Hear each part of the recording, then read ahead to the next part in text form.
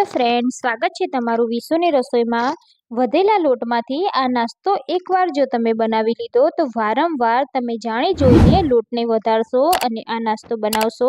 બહુ જ ટેસ્ટી બને છે। સમોસા અને પિઝાને પણ ટક્કર મારી દે તેવો આ નાસ્તો બને છે। તો ચાલો જોઈ લઈએ વધેલા લોટમાંથી નાસ્તો કેવી રીતે બનાવવો।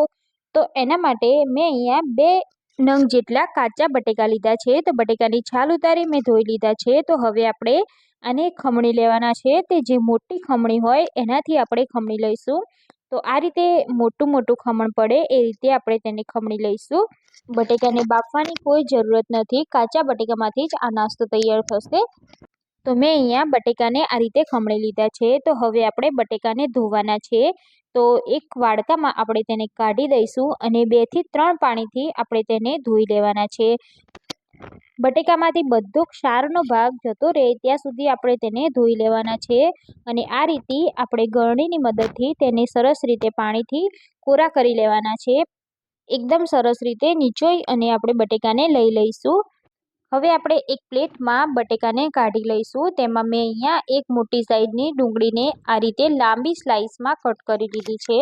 તો તે પણ એડ કરી દઈશું। અહીંયા મેં ગાજરને પણ ખમણી અને એડ કર્યું છે। અહીંયા આપણે આદુને પેસ્ટ એડ કરી દઈશું અને એક મોટી સાઈઝનું આપણે લીલું મરચું તેને પણ ઝીણા ટુકડામાં કટ કરી લીધું છે। અહીંયા આપણે ઘણા બધા ધાણા એડ કરી દઈશું।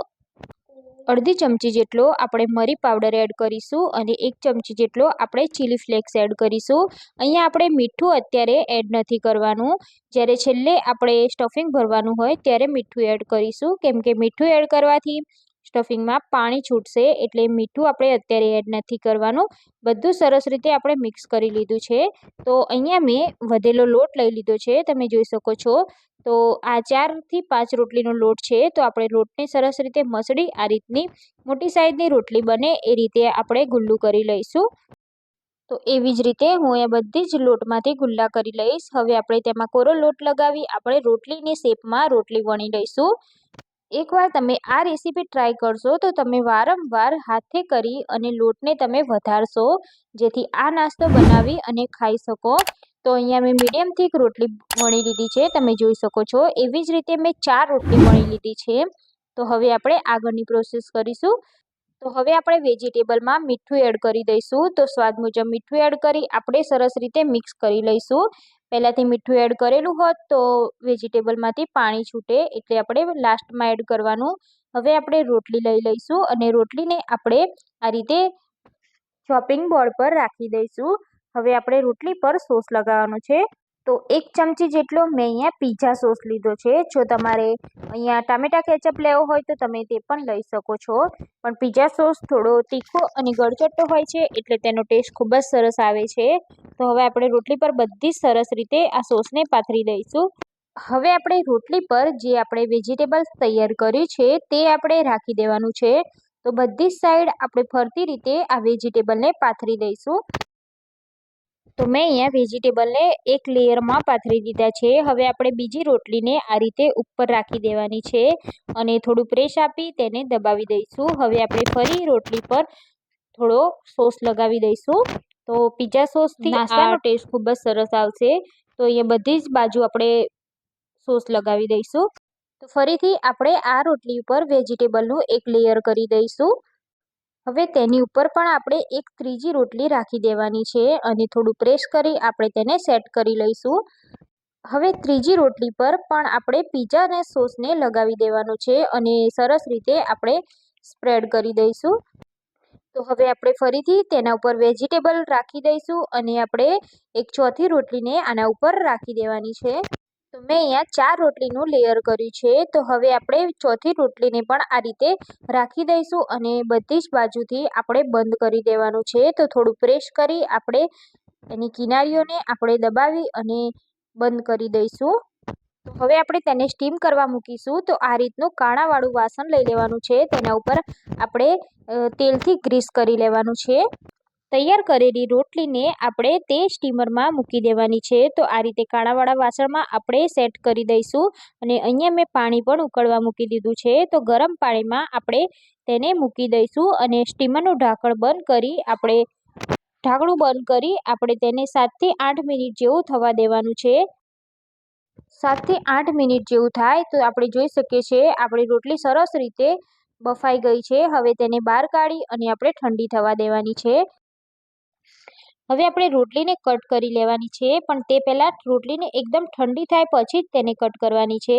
તો આ રીતે આપણે પિઝા કટરની મદદથી આપણે તેના સ્ક્વેર શેપમાં તેને કટ કરી લઈશું. તમારી પાસે ધારવાળું ચક્કુ હોય તો તમે તેની મદદથી પણ આ રોટલીને કટ કરી શકો છો. તો મેં અહીંયા પિઝાના શેપમાં આ રોટલીને કટ કરી લીધી છે, તમે જોઈ શકો છો. હવે આપણે તેને એક સ્લરી બનાવી લઈએ. તો મેં અહીંયા 3 ચમચી જેટલો મેંદો લીધો છે. તેમાં આપણે મીઠું એડ કરી દઈશું અને થોડું થોડું પાણી એડ કરી આપણે એક પતલી સ્લરી બનાવી લેવાની છે.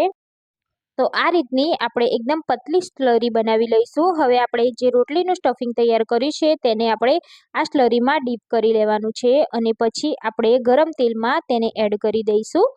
તો મેં અહીંયા તેલ ગરમ કરવા રાખી દીધું છે. તો ગરમ તેલમાં જ આપણે તેને ડીપ કરી લઈશું. એવી જ રીતે આપણે 2 થી 3 જેટલી રોટલીના ટુકડાને આ તેલમાં તળવા માટે રાખી દઈશું અને ગેસની ફ્લેમને આપણે મીડિયમ ટુ હાઈ રાખીશું અને આપણે આને 5 થી 10 મિનિટ જેવું આપણે તેને તળી લેવાનું છે. તો આ રીતે આપણે તેની સાઈડ ચેન્જ કરતા જઈશું અને ગોલ્ડન બ્રાઉન થાય ત્યાં સુધી આપણે તેને તળીશું. અહીંયા તમે જોઈ શકો છો કે આપણી રોટલી સરસ રીતે તળાઈ ગઈ છે. તેના ઉપર આ રીતનો ગોલ્ડન બ્રાઉન કલર આવી ગયો છે. તો હવે આપણે તેને બહાર કાઢી લઈશું અને એવી જ રીતે આપણે બાકી તૈયાર કરેલી બધી જ રોટલીને આ રીતે તળી લેવાની છે. તો આ રોટલીના નાસ્તાને તમે ડીપ ફ્રાય પણ કરી શકો છો અને સેલો ફ્રાય પણ કરી શકો છો. તો એટલો ટેસ્ટી બનશે અને ક્રિસ્પી થાય ત્યાં સુધી આપણે તેને તળીશું. અહીંયા આપણો ગરમા ગરમ નાસ્તો તૈયાર થઈ ગયો છે. આ નાસ્તાને તમે એકવાર બનાવી અને બાળકોના લંચ બોક્સમાં આપી જુઓ તો વારંવાર બાળકો આ જ નાસ્તો વારે વારે માગશે. આ નાસ્તાને તમે સોસ, ચટણી કે પછી દહીં સાથે સર્વ કરી શકો છો.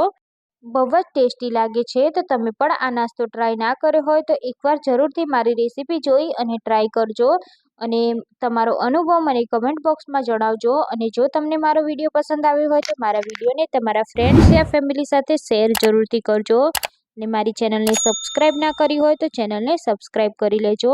બાજુમાં આપેલા બેલ આઇકન પર ક્લિક કરી લેજો જેથી નવી નવી રેસીપીના નોટિફિકેશન તમને મળી શકે. તો ફરી મળીશું ફ્રેન્ડ્સ આપણે એક નવી રેસીપી સાથે. જય શ્રી કૃષ્ણ. થેન્ક્સ.